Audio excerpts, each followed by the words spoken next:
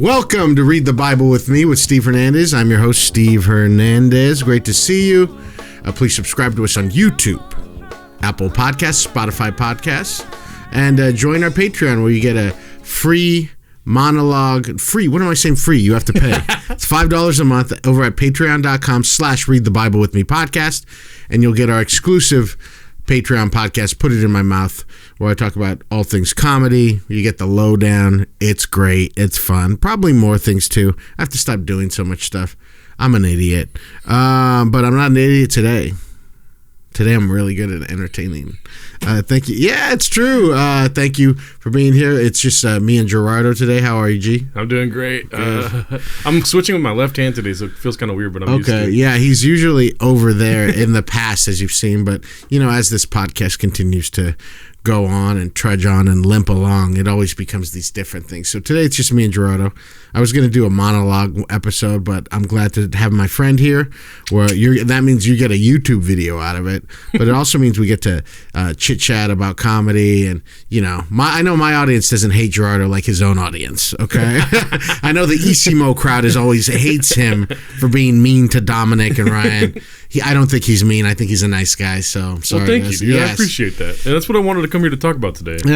But I do think probably the dynamic. And you know what? You suffer. You always remind me a lot of myself too. But you have a strong personality, and I think strong personalities need other strong personalities to push back. That's the joke. And if the guys don't push back, then you just look like a jerk. Yeah. Yep. We're just talking, dude. Yeah, you've stolen my line. I've been listening to Isimo, and you say that. Hey, man, we're just talking here. We're just talking. I think that started because I told Dominic and Ryan that you said that once, and then we just say it randomly in the episode. Well, you don't want people to judge you. Yeah. We like to talk about ideas. We talk about ideas way more offline, the controversial things. We should probably talk about them on the podcast because it's not like we're trying to be bad people. We're just talking about ideas. But you saw what happened last time I talked about Woody Allen with Rochelle. Yeah. You can't talk about Woody Allen. And I literally got two messages from two different men, sorry. And they were like, I just got in a fight with people about Woody Allen, about the exact same thing. And the conversation sounded exactly the same thing that you did. Which is like, nobody's trying to defend this guy. He's probably he's a bad guy. I'm just saying, we're not getting into Woody Allen again. Yeah. It becomes like an echo chamber of the same arguments. I don't even have a point of view. I learned about Woody Allen through like some joke, and I'll be like, what happened with Woody Allen? What a wonderful life that is. With some of these things, I think, and I do, let's speak broadly and say that men will talk about ideas, and we're able to take out maybe some of the human elements to it. And I think not that we're better, because I think it's often vital to have the human elements in the thing when you're just talking about ideas, and then you have someone who had a real experience, and I'm playing devil's advocate, and this person sitting across from me had a very real similar experience. Of course, that's a bad thing, but also it's like, hey, man, we're just talking here, Hey, thank you guys so much for coming out to Chatterbox Comedy Night. The first one back last week. It was a phenomenal show. The magic is still there, folks. A bunch of people came out from LA, a bunch of regulars, literally about 15 Chatterbox Comedy Night regulars from 2 years ago, people I haven't seen in 2 years. And Chatterbox did what it was supposed to do. We always... I'm always going for a family vibe, but I literally dream about these lineups. So I know here in LA and shit, you motherfuckers, everyone's always asking to do shows. I got a request, a Chatterbox request from a guy who for sure, for a fact, does not like me, hates me, has talked shit about me, and this motherfucker straight up sent a Chatterbox request to do the Chatterbox. You fucking loser. Are you an idiot? I'm just saying that, LA, I've come to understand more and more that why I do stand-up comedy and why I am a part of the comedy community is so different than most people here in LA. I am trying to always develop a family vibe. I do want to see people develop artistically, and but because we're in LA, we do have to balance that with people who are just fucking want to climb to the top. So we get all these requests and shit too. It's a fine balance. But what happened on Sunday was just straight magic. Bianca Cristovo. I'm sorry, I don't know why I said Christopher. Bianca's my friend. I know you, Bianca. But she's gotten so good and clean and deliberate. She's always been funny. But her set, it's obvious she's been opening for Bill Burr. It's obvious she was just on Nick Kroll's show at Largo. It's clean. She's gorgeous. She's funny. She's going to be a superstar. And she opened the show, did a great job. Scott Lurs came in hot. One of the founders of the show, one of my best friends. He's so funny. And then what happened, which is what I always like to do, the last 3 comics at the Chatterbox, whether or not you know it, it's chopping heads. I'm like, have you guys seen the end of Crossroads? I don't know if you've seen Have you seen Crossroads with Ralph Macchio? Dude, Gerardo, you will love this movie. It's God-centered too. Okay, so Ralph Macchio, this is his second movie after The Karate Kid. So this is a big time, and he chose to do this movie where dude, Gerardo, we're watching this movie. He is traveling to the crossroads in the South. The crossroads where, like, what's his name? Robert Johnson sold his soul to the devil to be an amazing blues guitarist. So it's Ralph Macchio. He meets this runaway girl, and then they find this, I forget his name, but he's an old black guy who's a blues player, like, and so that it's kind of they're on the road. And then, this is for real, they straight up battled the devil at the end. The devil has this guitar player who is like Slash, I think. He looks like Slash, but I think the real guy who does it is Eddie Van Halen, because they battle each other at the end, and they're just like battling, like Ralph Macchio. That was my fault. That's okay. Yeah. I mean, we can fix it, right? Yeah. Ralph Macchio is just fucking battling the devil guy. All that to say, they call it chopping heads. So battling guitars versus guitars. Last 3 comics on the Chatterbox Comedy Night. I'm always booking. I want them to be hard hitters, virtually headliners. You got to watch how you do it, but I want them to be 3 styles basically to battle against each other, and it happened. We had a comic drop off. Dave Waite came in and filled in, and I was hurting when that comic dropped out because I said, I envisioned these things, and I'm saying, all right, this is the vibe I'm going for, but I don't know. I asked maybe 10 people, and then Julia said Dave Waite, which, by the way, is going to be at the next Hernia on March 9th. And Dave Waite came. Dave Waite is a headliner out of Kentucky. He headlines all over the Midwest. I remember a few years ago, he decided to be a door guy at the Comedy Store just to get in there. And that was one of those things that turned me off from the Comedy Store, because I was like, if fucking Dave Waite has to become a door guy at the Comedy Store to make that happen, I was like, what the fuck chance do we have? But what an idiot I am, because Dave Waite now is in the main room all the time in the OR. But as funny as he was before, he is fucking taking it up to the next level. As soon as he popped on that stage, straight up murder house, just murdering. And I'm telling you, killing at the Chatterbox, there's nothing like it. You feel the energy, low ceiling, all that shit, but you just feel it. And he murdered it. And I'm watching Robbie Hoffman, who's been on a kill streak herself. Robbie Hoffman's watching him. I find out last night I talked to her, she's never seen Dave before.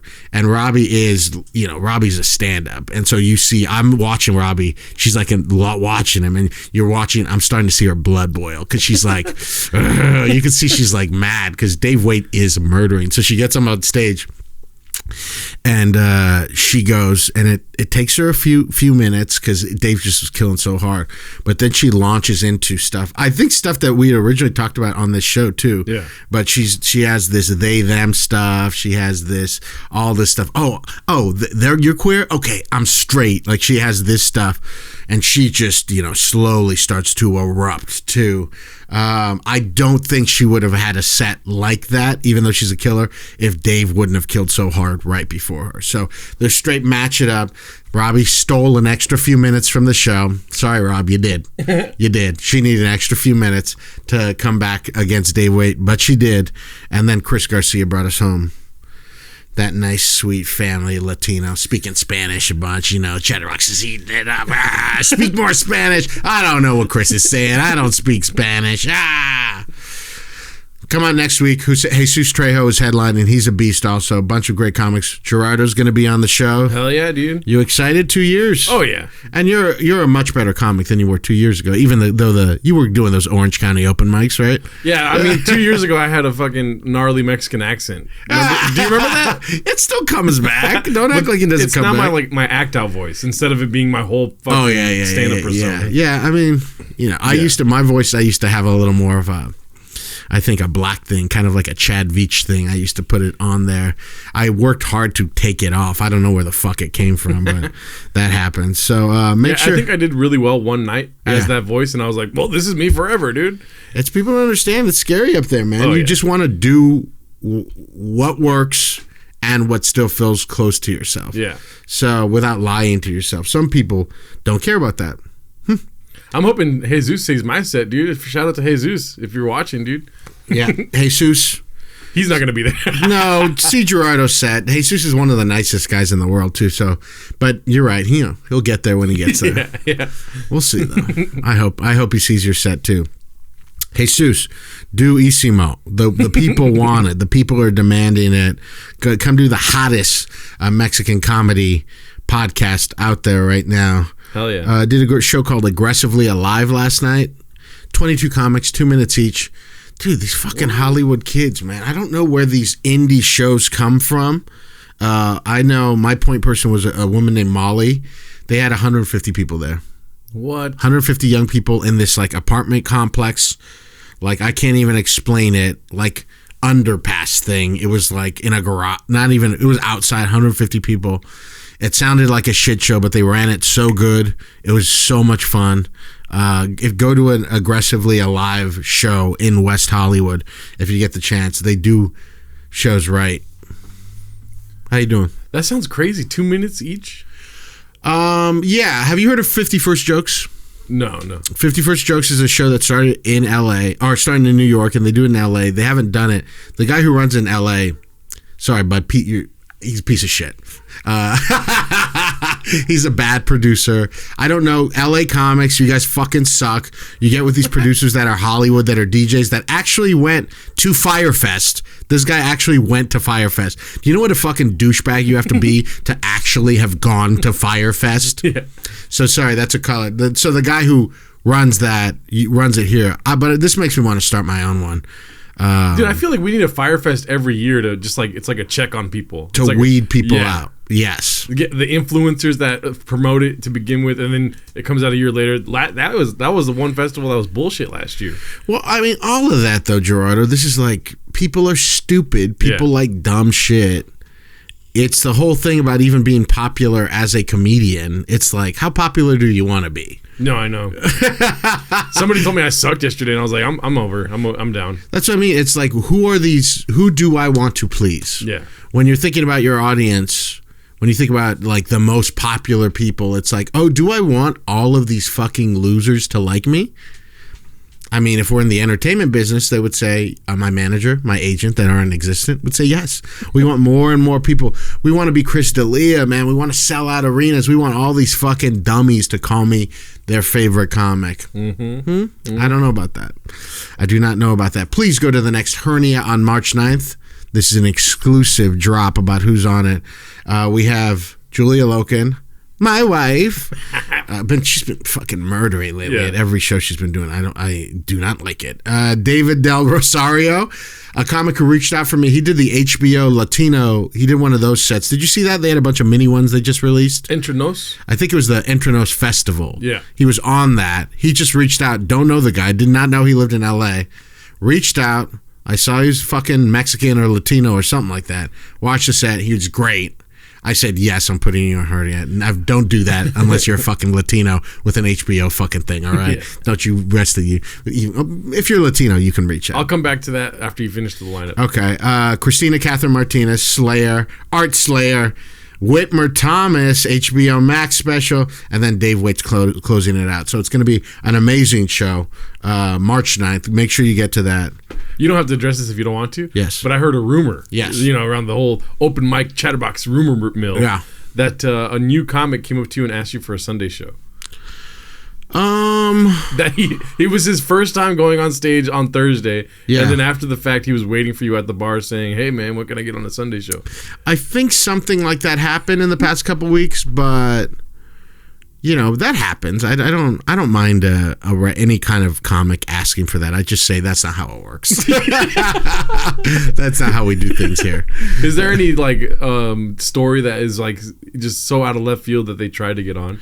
There are people, and which is, by the way, is if you're a comic, I can think of 3 or 4 times this happened. 3 times for sure.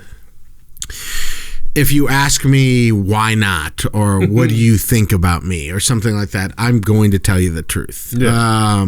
Don't ask that. Yeah. But there was a guy. I think he's like one of Jeff Garcia's little lackeys. I forget this guy's name. Pedro. I don't remember his name. We're not going to say it on the podcast. I said it. But he's not funny. I don't like the guy. I don't like Jeff Garcia. I think Jeff Garcia's a bad person. He's not a bad comic. He's making a living from comedy. He's on the Ice Ages. I wouldn't speak bad. A lot of people like Jeff Garcia. I think he's a bad person. A lot of people don't like him as a person. Yeah. And you can count me as one of them. Mm-hmm.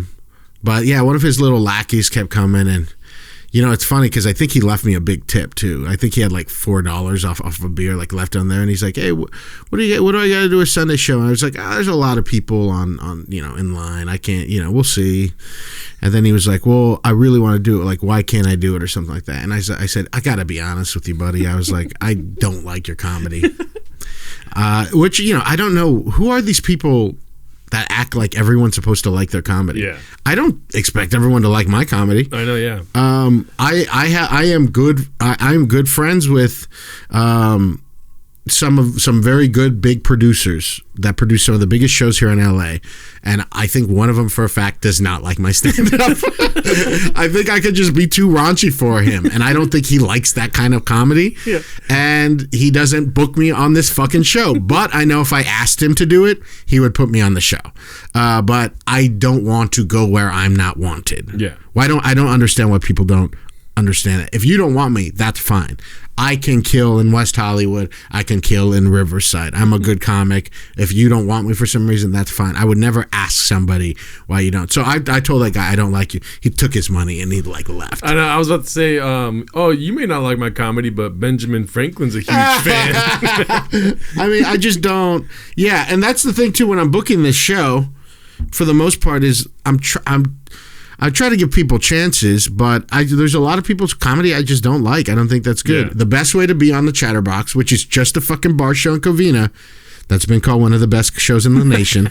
You go to the open mic. There's people we've been promoting the open mic more and more online, and I had a guy reach out and he was like, "Where's this at?" And I said Covina, and he's like, "Oof, good luck, guy." And I was like, "Dude, I don't care. I know we're in Covina. I know what the score is, but you'll never do the show. Yeah. If you can't drive to the mic, or you think that's too far for an open mic, then it's also too far for a show, because the open mic is packed. We have a real audience. If you do well, I've booked people that if they would have sent me a tape, there's no way I would have fucking booked them, that show up on the Thursday and they do good, and I'm like, okay, I got to book this fucking guy. And I leave my heart open too, so that if you do bad a couple of times and then you do good a couple times, I'm like, all right, well, this person's getting better.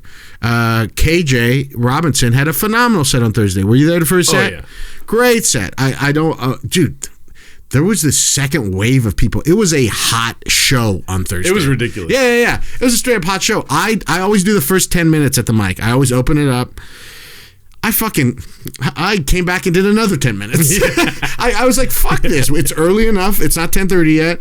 This is a whole group of people. It's a packed house. I'm going to do another 10 minutes because it was a hot room. Yeah, dude. KJ Robinson, who I think is a very funny, very charismatic comedian who refuses to do jokes. For whatever reason, he locked in on Thursday, and I was like, fuck it. I like KJ, and I think he's very funny, and I think once he chooses to discipline and get bits and write those bits down and remember those bits and freestyles like he's very good at doing a lot of times, there's nothing. Put this guy on TV. Yeah. But KJ came, he killed, and I told KJ afterwards, I'll get you an April spot. That was fucking stellar. Yeah. It's so funny that hot room. I did like 8 minutes before you went on, did your second 10. And they were laughing at premises, and then I was getting upset at them about laughing at premises, and they were laughing at me getting upset about it. It was just like you couldn't do any wrong. Yes, so come out to the Chatterbox open mic every Thursday. Women, and if you're my friends, if you want to come late at 9 o'clock or something, just fucking hit me up and tell me. I mean, I just want you there. I don't want to see a bunch of just loser guys there. Although we're pretty good. I forgive me if you're like a regular. I love you Boston guys. I love my Mexicans and my fucking. I love but I don't like just a bunch of dudes. So I want more women, more non-binary. If you have to come late, so that it only takes 35 minutes to get there, and then we'll put you up. Do that. But that mic. It means a lot to me. The Sunday show means a lot to me. And it's back, baby. And it's back. We're back. So buy your tickets. I think we're about halfway sold out for the Jesus Trejo show. Buy your tickets before. We had a packed room. We'll always have room for some walk-ins. We squished some people in on Sunday. I think only like 5 people got turned away and they came late. But if you're there by 9 o'clock, you're virtually going to get it. We're going to make sure we shove you in because we want your money and we want that place to be packed out and hot. So we want your $5. Well, that's pretty hot, is the Bible. Yeah. We talked enough about comedy already. I got some other shit to talk about, but how can you tell the time? Oh, there we are. Yeah. 20 minutes of stand-up talk up top. This is what you're going to get from me. You're going to get some fucking stand-up talk. You're going to get some God talk. Then I might throw some sex stuff in there.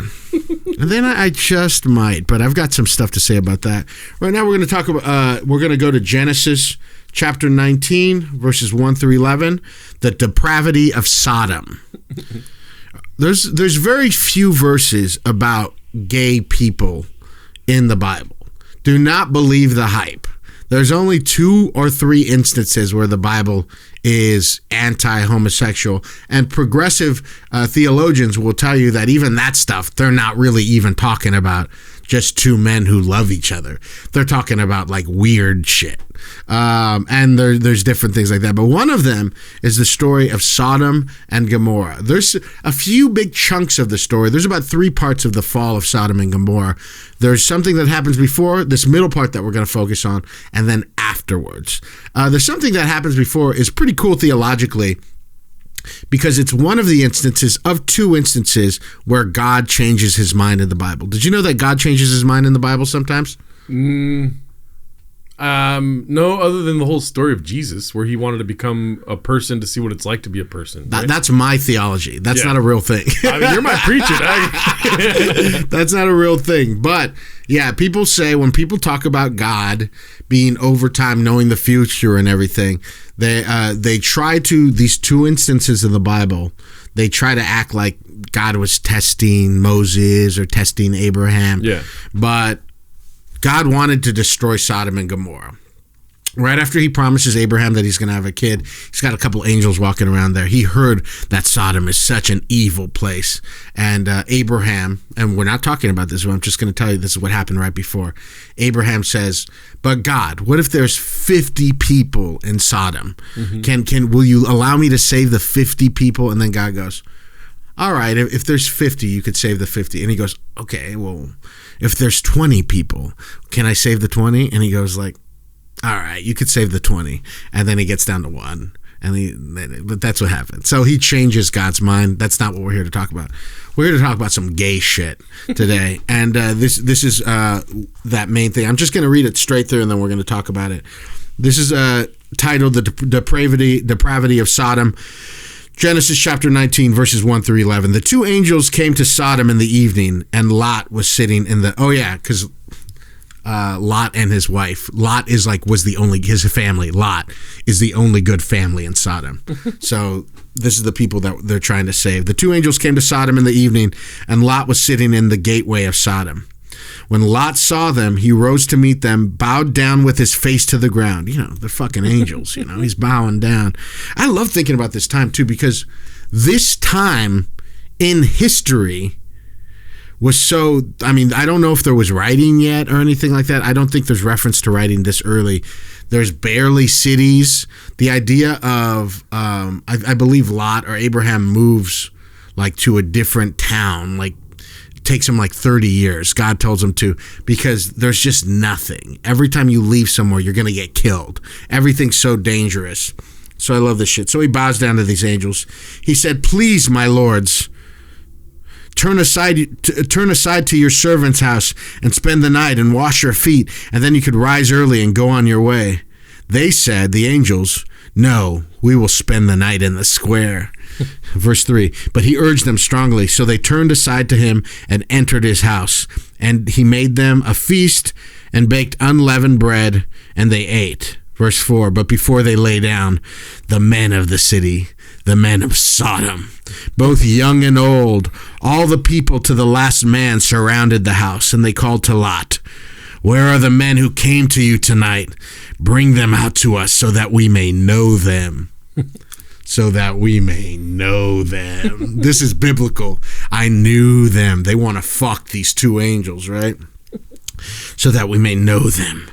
Lot went out of the door to the men, shut the door after them, verse 7, and said, "I beg you, my brothers, do not act so wickedly. Look, I have 2 daughters who have not known a man. I got a couple of virgins here. Let me bring them out to you and do to them as you please. Only please do nothing to these men, for they have come under the shelter of my roof." But they replied, "Stand back." And they said, "This fellow came here as an alien." They're talking about Lot. "And he would play the judge? Now we will deal worse with you than with them." Then they pressed hard against the man Lot, and they came near the door to break it down. These men want to fuck these angels. They're like, "Let us break it down." But the men inside reached out their hands and brought Lot unto the house with them and shut the door. And they struck with blindness the men who were at the door of the house, both small and great, so that they were unable to find the door. We're not going to ever talk about the next part later, but it is the story of when Sodom and Gomorrah, or when Lot and his wife are walking away. God's destroying the city, and Lot's wife looks back and she turns to salt. So that's just what's nice. But this is one of the key, when you're talking about gays, these are one of the key set of verses that Christians talk about, that these men were all gay sodomites. That's where the word sodomites come from. And they just wanted to fuck these men. What do you think, Gerardo? Is that the first time you've heard that story? Yes, I've only ever heard reference to Sodom and Gomorrah. Okay, what do you think of that story right there? Well, I think they wanted to fuck angels? Yes. Oh, I thought there was just a bunch of dudes trying to fuck each other and God didn't like that. Well, I think that's what Christians will infer, because God heard about how evil Sodom was before. Mm-hmm. And so that's kind of why these angels are going there. That's why he wanted to destroy Sodom and Gomorrah. So people might kind of infer that they were doing that to each other, but I don't think that's what's being said in the story. Also, another thing, too, to sodomize is anal sex, or is it also blowjobs? It's just anal. Because I was always under the impression, and somebody corrected me, but I don't trust people anymore. Yeah. Oh, what happened? No, well, I go out and say random facts that aren't real, you know? So I had to get a second source, you know? But I always thought that it was blowjobs and anal sex, because anything that wasn't vaginal was sodomizing. I don't think that's there's sodomy laws. There's still some states in the country where you can't have anal sex or you'll go to jail. There's still a few states left. Praise God, dude. You're not a big anal sex guy, huh? Oh, no. Have you had anal sex? Twice, yeah. Yeah, if the person likes it, then I would do it, but I don't need it or anything. Guys, when they're that into it, I think it's all unless a guy has a real malevolent streak in them and they like to degrade women, maybe that's a thing. But I think it is one of those things that men just feel like they got to check off. Yeah, I mean, call me a businessman, but high risk, low reward. You know what I mean?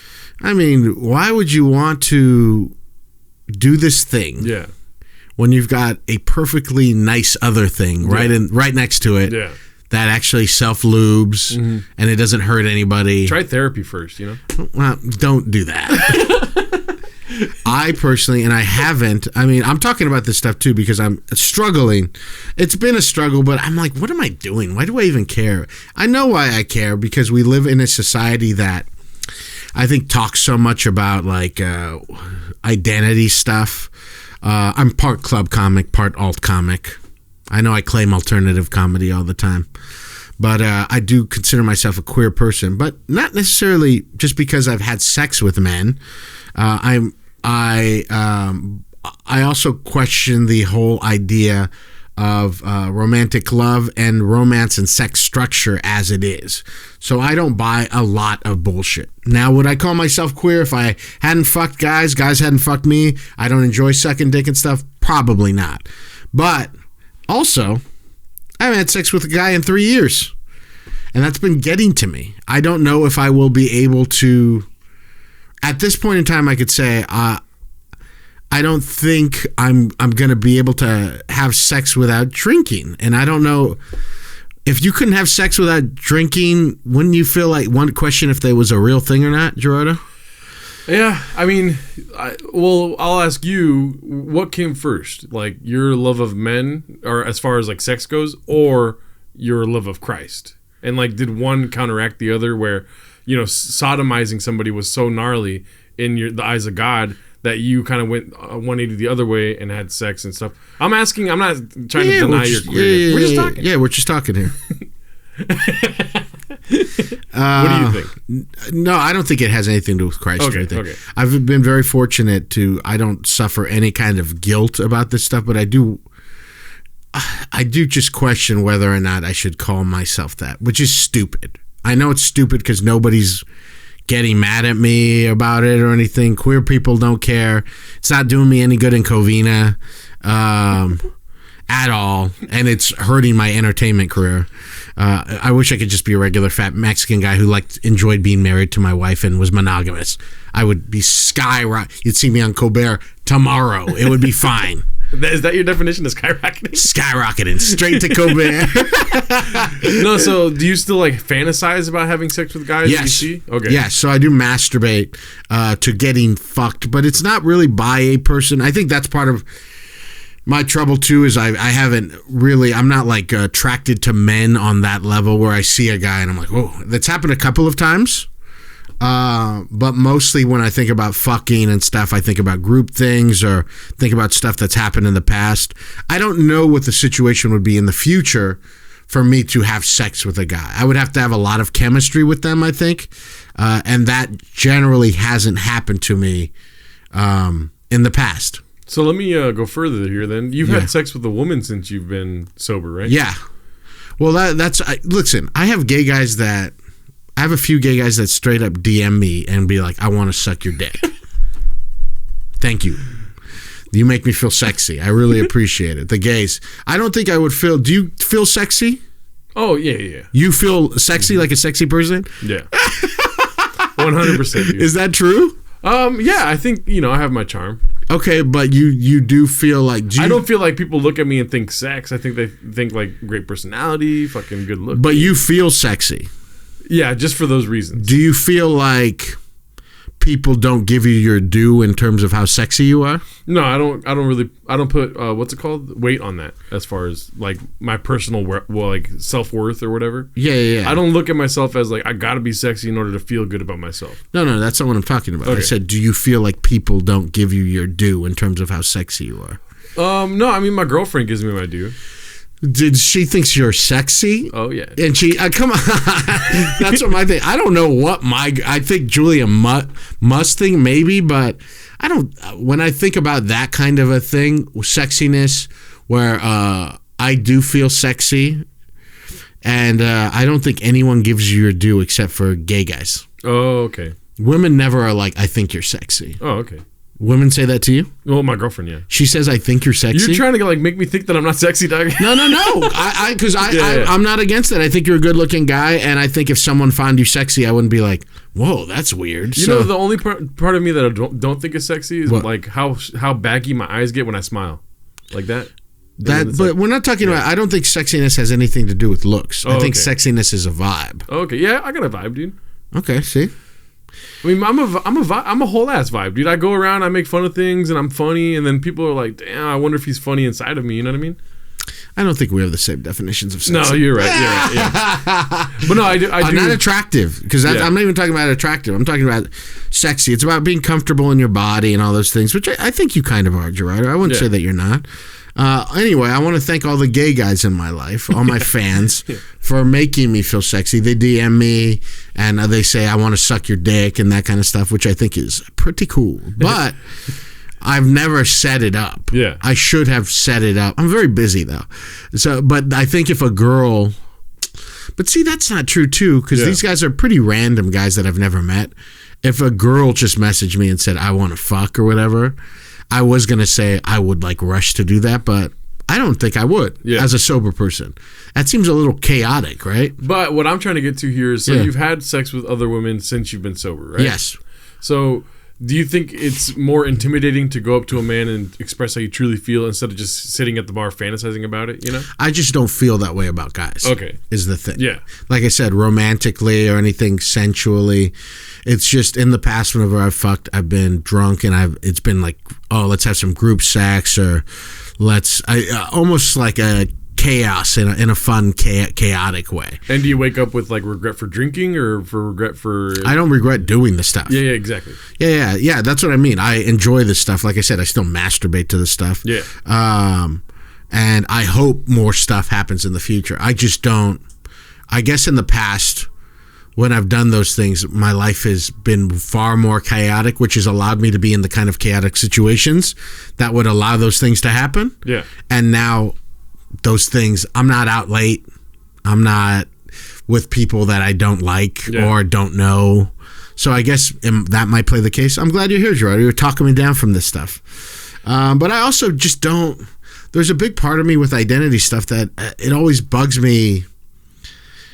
I think there are so many people who put, I don't want to sound like, listen, man, I'm half conservative. I'm half wildly progressive socialist shit too. So I know a lot of times when I talk, it sounds like I'm being more like a conservative than I really am. But I also, with identity stuff, man, I don't care. Like, who cares if I like to fuck guys sometimes? Yeah. Like, who cares if I'm queer or whatever? Who cares if I'm Mexican? If I was born this way, then I did not do anything to choose these things. Yeah. Then why be proud of a thing? But there is that other kind of pride that, of course, I'm proud to be Mexican. Of course, I'm proud to be queer. All this stuff to say, though, when I think of this story, that I love this story because it's really not about gay guys. It's about fucking just gross guys. Yeah. It's about gross, like, men. I've been to many sex parties, and where you like go and pay, and sex clubs and kind of thing. There's a rule. I don't know if you know this, Gerardo, but there's a rule where mostly men can't go. You have to bring a woman with you. So whenever you go to a sex club, every guy has to come with a woman, and that thing is in place because guys are fucking disgusting. The first one I went to with an ex did not have that rule. And so what it is like 80 guys like jacking off with like maybe 7 or 8 couples or something like that around it. It's a no for me, dog. Yeah, of course. Well, everything's a no for you. And anything that the church opposes.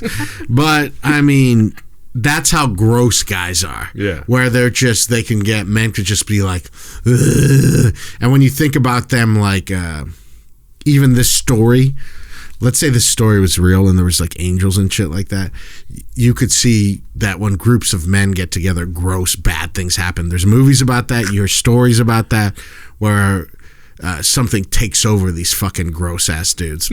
Sure. This has nothing to do with sodomy or gay guys. This has to do with men being gross. And the flip side, which oftentimes, because the Bible and Christianity hate women, we see that Lot, who God called a righteous man, who ends up getting saved from this, offers up his virgin daughters to these guys. Yeah. Like, this is one of those things where religion is so fucking gross, where, Abraham should sacrifice his son. As long as you do something in the name of God, then that's the most holy thing you could do, including sacrificing your son, or offering up your 2 virgin daughters to a group of men who are just trying to fuck angels and saying, please take them. Oh. And this is in the Bible. Lot's supposed to be, God in the Bible calls Lot a righteous man who's offering up his daughters to this, what is this, clan? What's the word I'm looking for? But, they please fuck my daughters. That's pretty fucking gross too. But God calls that righteous because Lot does that in a righteous way. Yeah. I was going to say, I think it's hilarious to have one good family in the middle of Sodom. But in order to be that considered a good family, you're offering 2 daughters to get fucked by a gorge of men. Well, that's what religion does. And that's so disgusting whatever you do in the name of God, it's good. Yeah. So that's murdering people. If you murder abortion doctors, then you're doing the right thing. I'm doing this in the name of God. Oh my God. If if you offer up your daughters and so that these angels are saved, that's really cool. Now, something that people don't talk about a lot. How hot were these angels? First off, they're not men, okay? Yeah. They're angels. And these guys weren't like, we got to just fuck these men. They were like, we got to fuck those angels. Which, by the way, put me on the list. If an angel's around, I want to fuck that angel. Or have that angel fuck me. I for sure want to have sex with angels is what I'm saying. Yeah. The one thing that's different than me and these Sodom guys is that a no would mean a no to me, even from an angel. I'm still not trying to rape an angel. Yeah. That's the guarantee from me. But this is ancient times. I have television. Yeah. These guys had no TV. There are progressive theologians who said, God, I remember reading this, that there was a custom... God, this is such a weird thing. I don't even know if it's real or not. Yeah. But where... if you are a stranger and you come to town, the men have the right to spank you or do something weird like that at the time, and that Lot was denying the men this right that they had, that it was almost like a handshake thing. Yeah. And by him saying no, don't go there, he was trying to hide them right away. That hold on. All right, sorry, I just got a crazy text, but it's fine. Oh, okay. It just popped up on my computer. It's not that crazy. Okay. Something about Scott, something about mask mandates at the thing. I don't care, whatever. Oh. But are they going away? Live on the podcast? Let me look. Let me read the text. If that's the case, this podcast will get curtailed. Fuck Sodom. I'm just kidding. Is Gomorrah another city? Yes. Okay. LA County issuing new health orders that would ease indoor mask mandate. Who cares?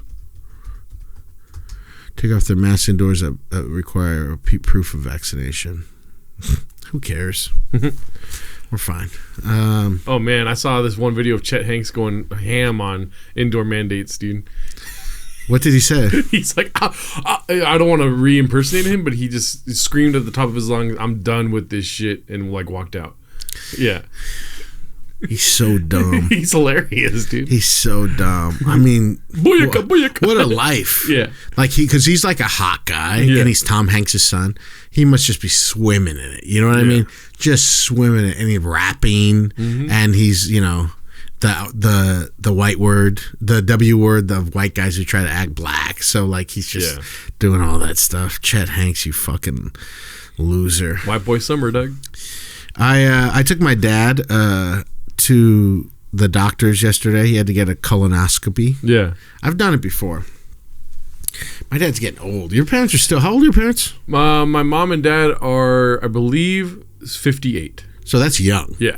Yeah, that's young. 58. God, what I wouldn't do for 58. My dad's 67, 68. And the worst thing about my dad is he retired in the pandemic, but there's days where he doesn't see people.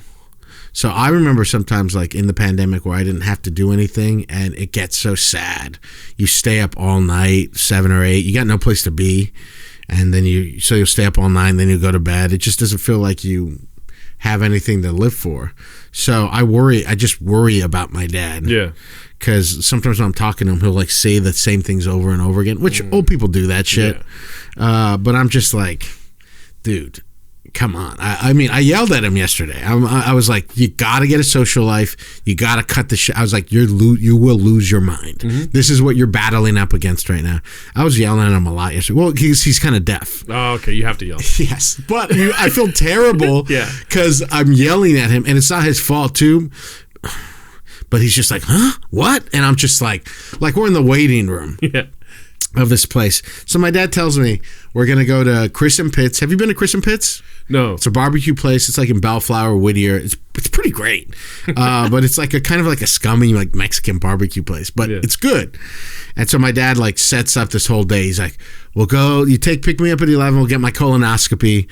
We'll get some Chris and Pitt's, and then we'll watch El Cid. Is this movie he's been trying to get me watch for 20 years. So it sounds great. So I go pick him up, and I mean, like I said, he's like deaf, and the masks don't help either. Yeah. But we're in the waiting room, and he just starts describing the food at Chris and Pitt's. There's other people in there, and he's like, what are we going to get? And he's like, there's this deal I saw. You get 2 ribs, 4 things. And he's being pretty loud, too. And I'm like, Dad, I was like, stop. We're not doing this here. And I have to be loud. Yeah. So they're hearing me. They think I'm being mean to my dad. I'm like, stop. Yeah. No, we're not doing this here. Dude, my dad is starting to forget things, too. Mm-hmm. But, it's one of those things where it's like, is he just too stressed out with work, or is he really forgetting things? Yeah. But he forgot to pick up my nieces twice. Yeah. From school. Yeah. And was very quiet about it. People were trying to contact him, but he realized that he forgot, and he was embarrassed about it. Yeah. So he went to go get them and stuff. And then I go over to my parents' house, and I made a coffee, and I was ready to go, had the coffee good to go because it's a long drive to my parents' house.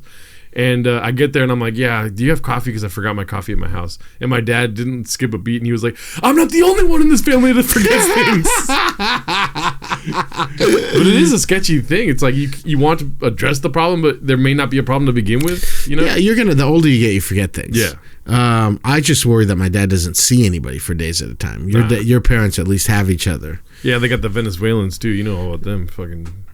What's that? What? I hate their friends, the Venezuelans. What do you mean? They are Venezuelan. There's a family of Venezuelans that have infiltrated my family, dude. No, what are you talking about? Yeah, no, it is true, yes. What happened? I talk about this on Easy all the time. The Venezuelans heard about it, and they passive-aggressively addressed it with me because that's the kind of people they are. Yeah.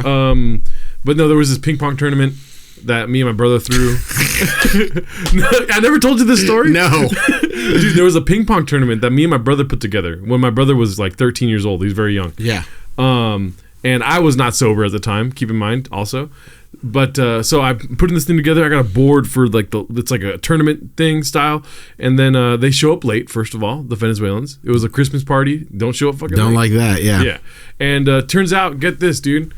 Fucking 2 of the Venezuelans are pro ping pong players, like the Olympic Venezuelan team of ping pong, right? And I get matched up with one of them. It's a random draw, right? Yeah. I put a lot of time in this tournament, yeah. dude. And when you put did you know when you were gonna play him that he was this good? Yeah, they said it like cheekily, Yeah. like yeah, he's the fucking bomb, dude. Yeah. Like they win tournaments. They're always down at the Y, stuff like that, right? You know what I mean? And then, dude, the first shot was he did this crazy like curl thing. You know how they serve like for real, right? So he does that, and I'm like, I'm fucked, Yeah. I lose, don't even score a point, and everyone feels bad for me because I'm like really pissed off about this, If you're a pro, don't join the tournament, dude. We're all fucking mooks. We don't know how to play. Yes. And then so they put me up again against the other dude that's pro, right? And in my book, and see, you're on my side now, dude. Yeah. Fuck the Venezuelans, dude. Yes. That's the only reason why. Anyway, sorry. I can't believe you didn't tell me that story before. It's really good. That is infuriating. Though. Yes.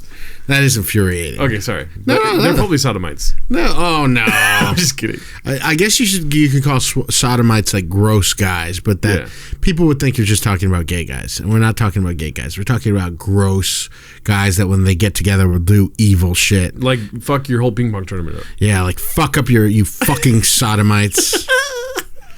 You said it, I didn't. Yeah, I was hoping we wouldn't say any of that. So Gomorrah, where does Gomorrah come in? Let me see here. And like Gomorring isn't like a verb. Sodomizing is a verb now. The Lord rained on Sodom and Gomorrah soulful. I don't know. I think it's like iambic pentameter. Like they just threw in the other city because it sounds good when you say Sodom and Gomorrah. Yeah, I mean, No, I think they were both just evil, but this just happened at Sodom. It would be like Covina and West Covina. Yeah. Like the Covinas. Like destroy the Covinas. But yeah, Gomorrah doesn't get the action that Sodom gets. Yeah. It doesn't get the butt action. They don't get the virgins. That is pretty cool though when you meet a person when you I've been with women who do like stuff in their butt. That's pretty fun because it gives you extra stuff to do. I'm always looking for extra stuff to do, extra moves, extra places to kiss, to put my fingers. I broke up with a girl because she wanted to do it, so I did it, right? Yeah. But then she kept doing this joke about how she's going to tie me up. Yeah. And like, that doesn't turn me on, dude. Would you do? But it turned her on, obviously. Yeah, but who comes first, me or the girl? have you heard of the concept of GGG? What's GGG? It's Dan Savage came up with it. It's what is it? Game. Jeez, God, I fucking suck. It just means like I'm open to try everything. Yeah. Let's do everything as long as everyone's safe and stuff. But I'm down to try everything. But see, I'm still trying to confront whatever happened in my past. Because listen, dude, I'm the ticklish guy of all time. That's not normal, People are ticklish. Do you really think you've been molested at some point? No. Well, there was a neighbor of mine that would tickle me unwarrantedly and like way too much. You know what I mean? Oh. Yeah. So like those kind of things, I really do not feel safe when I'm like threatened with bondage and stuff like that because of those experiences. Well, tickling, this is like, it's just as somebody who's an older brother and who thinks about bullying and doing things with consent, I do think tickling is one of those things where it's like, it's not funny. Yeah. Like if people don't like it, you should not do it to them. But when you're a kid, that's like a big thing that comes up all the time.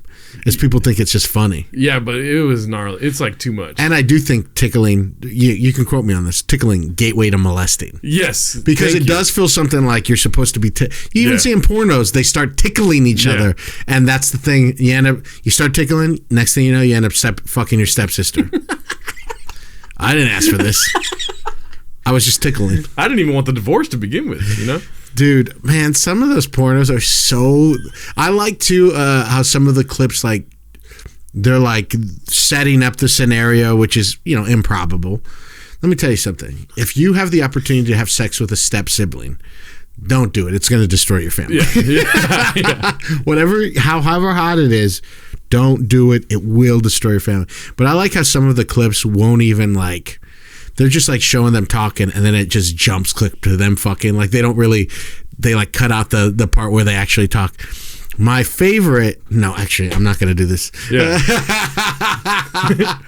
But yeah, I listen, I'm way too sensitive. Like my fourth sense of touch is way too sensitive. Like there's things that are too much for me. Like my butt, dude, is so ticklish, and I don't know if that means I was molested, dude. No, it doesn't mean that at all. But I do think if you are that sensitive, I think there might be something to that where you could have fun, or like if you got blindfolded. Maybe your girlfriend licks your nipples, blindfolded, that kind of thing. I don't want to tell you how many girls I have kicked in the face or punched by accident because of how ticklish I am. So, like, I do it for their good, where I'm like, just don't, because I have this, like, reflex. Do you know what I'm saying? Yeah. I mean, I have to believe you. Yeah. I'm not going to talk you out. Let's go in the bed right now, dude. We'll see. I'll just start tickling you. No, next thing you know, we're both sodomized. I'm like, this is what I was missing. Oh, man. Are you ticklish at all? Yeah, I'm sure somewhat. Yeah. There's nothing, I think nipple play is the only thing where it's like, sometimes they just do it too hard. Mm-hmm. And I'm just like, okay, stop. Yeah. One time an old girlfriend tried to, forgive me for this, titty fucked me. And I didn't ask for it, but she was on the top. And she was on the top. And she was very drunk, and I was sober. It's just a weird incident when she came over to my house. I didn't really want to do this. I don't know if you've ever hooked up with anyone when you're sober and they're really drunk, but it's disgusting. I mean, forgive me, ex-girlfriends. I've done it, I'm sure, numerous times, but I was not in that zone. She just came over, and she just smells gross, like booze. It's coming in her pores, but she's like, let me titty fuck you. I was like, okay, whatever. And she was on top, so she squished it, and then she would like come up on me. Yeah. This is where the YouTube pays off, is that you're seeing me do this. She'd do that. Yeah. But while she's doing that, she's actually crushing my balls too. And so, like, the first time I was like, ugh, but like in pain. I was like, ugh. And then she did it again. Look at that. And I was like, oh. And she's like, yeah. I think she thought I was like, yeah. And then finally she went a third time, like, and I was like, you're crushing my balls. You're crushing my balls. Stop. And then she's like, you're acting stupid. And she just like rolled off and went to bed. Yeah, dude, I think the way people talk about 69ing is what titty fucking really is. Titty fucking is overhyped. I don't know if you've ever gotten off to it or not. No, it's not my thing. It's not my thing either, dude. 69ing I can appreciate for what it is just like if you're God's gift to man. No. No. But I think if you're just so passionate and you're like, and she's like, I want. That's the thing with, in my experience and the women I've been with, that's what hooking up with guys is cool. Is guys like want your dick. They're like grabbing at it, they're slamming it and like, like I'm so hungry for this, all that kind of stuff.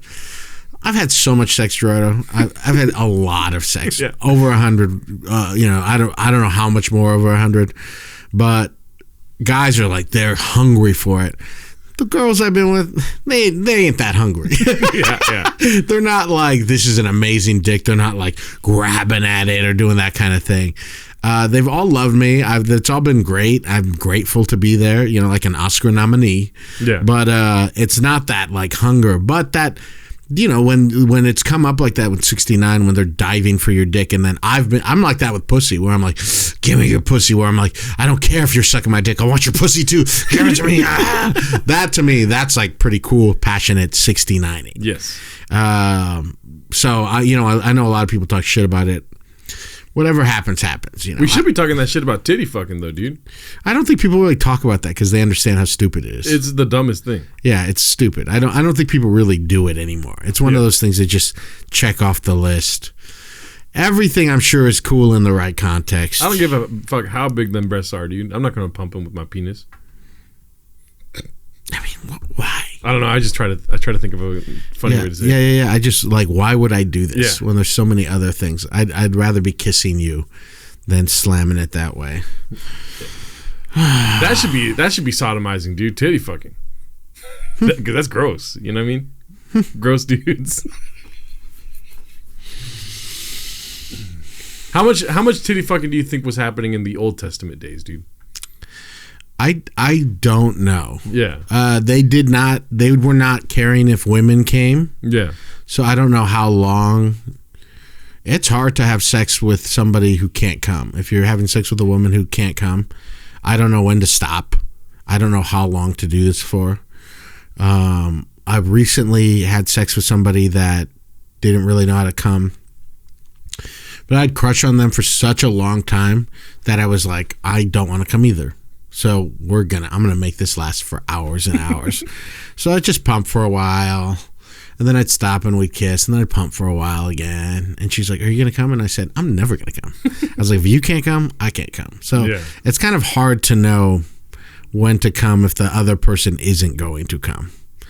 And you women, you got a lot on your mind. You got to lock in. I know all the general vicinities. I know all the hot spots. I can do my part. But, a lot of women have suffered from trauma, or they're not willing to or they don't know how to let go in that place in their head where they're going to come. That's not my job. Yeah. Yeah, you can know all the hotspots you want, but some women just don't know how to connect to Wi-Fi. You know what I mean? Yeah. That's not my job. That's why I encourage all women to masturbate. Me and Julia talk about it all the time. Is our masturbation life is part of our sex life, and that has nothing to do with each other. I've got my butt plug that I wash, and then I have a mouth thing that you could come in what do you call the things? The famous ones? I don't know. The fleshlights. I have a fleshlight thing too. And she has her little purple vibrator finger thing. Ladies, you know what I'm talking about.